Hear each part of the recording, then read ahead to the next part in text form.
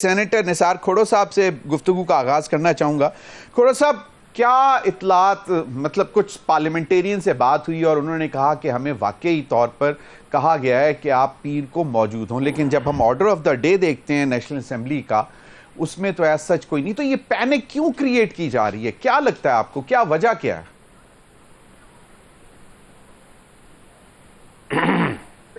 देखिए, मैं इस वक्त सेनेटर नहीं हूं, लेकिन सब कहते हैं सेनेटर, क्योंकि कहते हैं कि once a senator always a senator. Yes yes, always a senator. हाँ हाँ, तो इस लिहाज से मैं, आपने भी बोल दिया, मैं सूबाई असेंबली का मेंबर हूं, सूबे का सदर जरूर हूं। सही।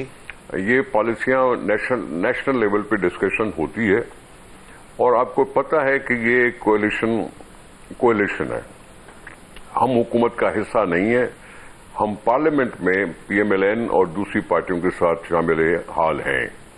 जमहूरियत को बचाने के लिए, पार्लियामेंट को चलाने के लिए हमने मुनासिब समझा कि हम उनका साथ दें कि ये जमहूरियत और ये पार्लियामेंट चल सके। सही। और फिर जब कोalition होती है तो मुख्तलिफ ख्याल होते हैं। लेजिस्लेशन करना कोर्टों का काम है। बलूचिस्तान की जो सूरत हाल हुई, उसमें एक नेशनल कंसेंसस बनना चाहिए। मैं अगर समझूं कि जरदारी साहब अगर मौलाना फजल रहमान साहब से मिले हैं, तो शायद एजेंडा पे ये बात भी हो। शहबाज शरीफ साहब मिले हैं तो हो भी उनके एजेंडा पे ये बात हो सकती है। बिल्कुल निसार खोड़ो साहब, बिल्कुल आपने सही फरमाया, और इस पर हम बलूचिस्तान पर आगे चलकर बात भी करेंगे, और जराए के हवाले से हमारे पास एक खबर भी है, वो भी आपके साथ शेयर करेंगे इसी हवाले से। लेकिन अभी जो सूरत हाल है, ये आपको नहीं लगता कि हुकूमत पीएमएलएन जो है वो पीपल्स पार्टी से ये मुशावरत कर रही है कि इस किस्म की लेजिस्लेशन की जाए, आईनी तरामीम की जाए, जो कि शायद अदलिया को थोड़ा सा नाराज कर दे? तो इससे पहले पीपल्स पार्टी का क्या मौकफ होना चाहिए? देखिए, पीपल्स पार्टी तो कहेगी जी मुशावरत होनी चाहिए। उन्होंने पहले भी कहा है कि मुशावरत किए बगैर अगर कोई बात करेंगे तो हमारा अपना एक मौकफ होगा। सही। और इस तरह से मैं समझता हूं उनकी आपस में मुलाकातें हुई हैं। सही। लाहौर में शायद मुलाकात हुई थी पीपल्स पार्टी और पीएमएलएन की। उससे पहले चेयरमैन बिलावल भुट्टो साहब शहबाज शरीफ साहब से मिले थे। सही सही सही।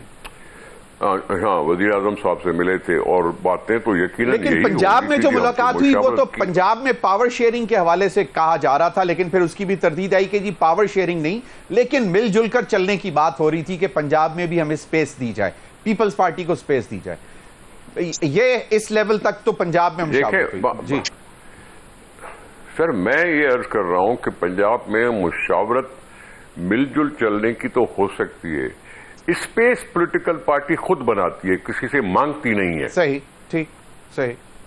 पीपल्स पार्टी को स्पेस लेना चाहिए अपनी एक्टिविटीज के साथ। बिल्कुल सही। तो आपका क्या ख्याल है? से बैठ के स्पेस। सही। तो खोड़ा साहब, आपका ख्याल ये है, मांगने की बात नहीं है। बिल्कुल सही। खोड़ा साहब, तो आपका ख्याल ये है कि जो बिलावल भुट्टो साहब की प्राइम मिनिस्टर से मुलाकात हुई, उसमें इस हवाले से भी मुशावरत हुई होगी, लेजिस्लेशन के हवाले से, कॉन्स्टिट्यूशनल अमेंडमेंट्स लाने के हवाले से भी मुशावरत हुई होगी? देखिए, मैं समझता हूं कि ये मुलाकात इस पस मंजर में जरूर आप देखें कि हमारे कुछ एतराजात थे। सही। इसी कानून साजी पर, इसी बजट मेकिंग पर, इस तरह से बातों पर हमारे कुछ तहफ़्फ़ुज़ात थे, जिसकी वजह से मुलाकातें जरूर हुई। सही। और हम क्योंकि कोalition पार्टनर हैं, तो इसलिए मुलाकात करना मुनासिब बात थी। ठीक। बिल्कुल। National issues. बिल्कुल सही।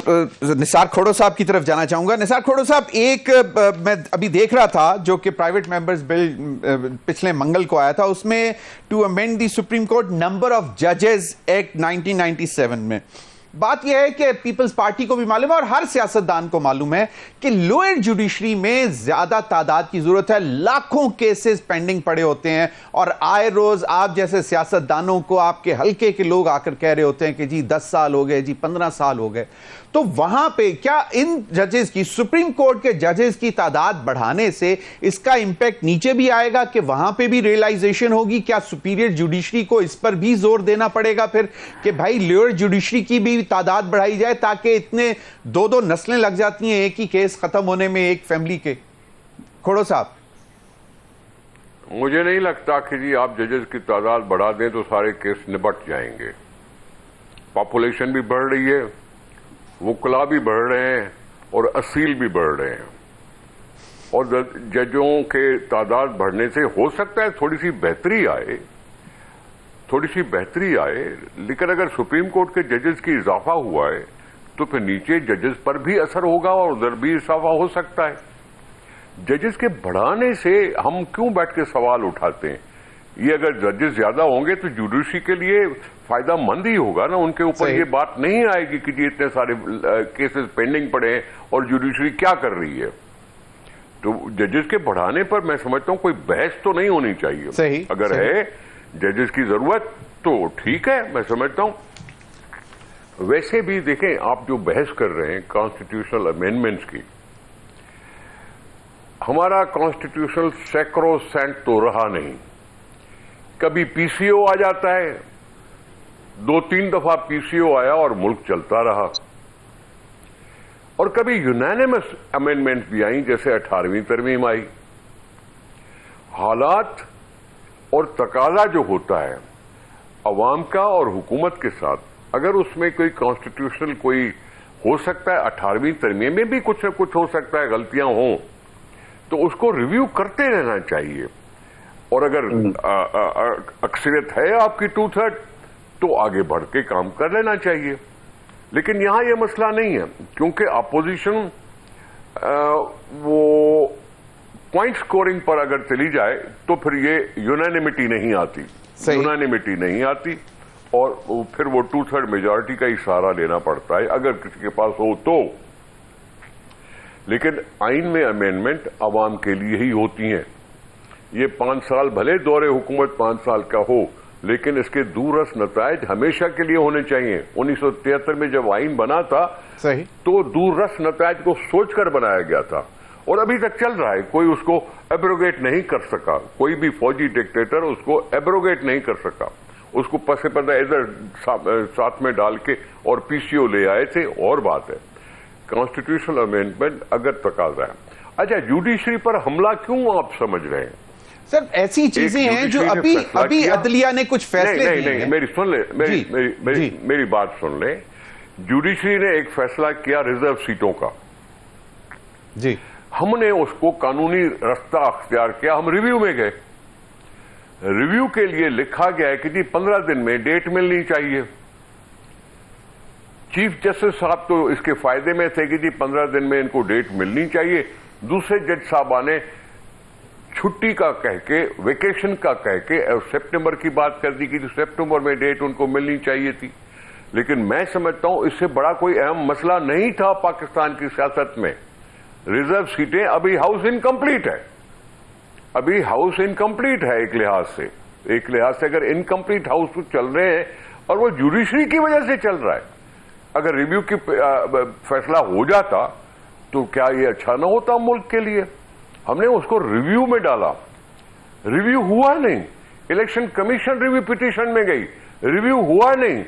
ऊपर से ये भी हुक्म आ गया कि 15 दिन में एक पार्टी छोड़ के दूसरी पार्टी में शामिल हो सकते हो। फ्लोर क्रॉसिंग की इजाजत देती। हमें है उस पर तहफुजात, हमें लॉजिकली तहफुजात है कि भाई ये क्या हो रहा है कि कहीं तो फ्लोर क्रॉसिंग का बाकायदा कॉन्स्टिट्यूशन में एक शिक डाली गई। जी बिल्कुल, 3 दिन दिए गए थे, उसको 15 दिन किया गया, बस लेकिन एक्स्ट्रा ऑर्डिनरी सर्कमस्टांसेस डिक्लेयर किए गए ना सर। भाई सर्कमस्टांसेस एक्स्ट्रा ऑर्डिनरी क्या थे? सर वो कहते हैं कि जी आप लोगों की तादाद इतनी नहीं थी, लेकिन रिजर्व सीट्स मजीद उनके हिस्से की भी आप लोग ने बांट ली, मिल बैठकर बांट ली कि जी चलो तुम भी ले लो, तुम भी ले लो। हमने नहीं बांटी सर जी, नहीं, आई एम सॉरी, हमने नहीं बांटी।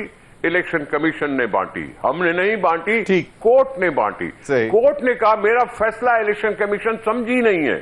कोर्ट ने कहा इलेक्शन कमीशन मेरा फैसला समझा नहीं था और इसलिए हम उसको रिसाइन कर रहे हैं। सही। अब ये कैसे हो सकता है कि जी सुप्रीम कोर्ट कोई फैसला करे, इलेक्शन कमीशन को समझ में ना आए, फिर इलेक्शन कमीशन वो सारा कुछ कर दे जो कर दे, किसी को निशान न दे, किसी को पार्टी न माने, और फिर उसको जबरदस्ती पार्टी बनाया जाए। वो तो पिटीशन में फरीक ही नहीं थी यार, बिल्कुल सही, वो सही, तो फरीक ही नहीं थी, सही। लेकिन आपने उसको बनाया, सही। पार्टी बनाया और बैठे बैठाए 40 अरकान कौमी असेंबली को उनको दे दिए। सही, बिल्कुल। और साथ खोड़ो ये भी साहब, फिर कहा कि सवाल आपको यही है फ्लो ना, क्रॉसिंग फिर खोड़ो साहब मेरा एक्चुअली पहले भी सवाल यही था कि बात यह है कि ये जो लेजिस्लेशन है ये अनॉय करेगी ना फिर सुप्रीम कोर्ट के, मतलब जो फैसला था अन्याय की नहीं है बात सर, 11-2 का फैसला, फिर अन्याय की नहीं है। 8-5 का फैसला, मेरे मतलब भाई सर मेरे भाई, ये अन्याय करने की बात नहीं है। जैसे अटॉर्नी जनरल साहब ने कहा था कि किसी जजमेंट को रोका जा सकता है कॉन्स्टिट्यूशनली, एडमिनिस्ट्रेटिवली, या पता नहीं किस तरह से भी, तो फिर क्यों अनाय होगी? सही, चले अगर आपका उससे पॉइंट कुछ गलती होगी, भुट्टो साहब के जमाने, सही। देखें भुट्टो साहब के जमाने में भी तो गलती हुई थी ना, सही, ठीक, फिर मानी ना इलेक्शन सुप्रीम कोर्ट, ठीक। सुप्रीम कोर्ट जब वो गलत फैसला गलत माना, तो फिर कोई और फैसला भी गलत हो सकता है। सर फैसले के ऊपर मैं नहीं कह रहा, सर मैं फैसले के ऊपर नहीं कह रहा, मैं ये प्रपोज्ड अमेंडमेंट्स और प्रपोज्ड लेजिस्लेशन के हवाले से कह रहा हूं कि जी सुओ मोटो के लॉ को दोबारा तब्दील किया जाए, मतलब ये इस किस्म की चीजों। भाई एक मिनट, सर एक मिनट, आपको भी पता नहीं है कि कौन सी अमेंडमेंट आ रही है? और मुझे भी पता नहीं। बिल्कुल ठीक है, बिल्कुल ठीक है, लेकिन सर एक वो जिसको कहते हैं ना, अभी फिलहाल चाय के कप में तूफान तो उठा दिया सर, चाय के कप में तूफान उठेगा तो थमेगा भी। चलें।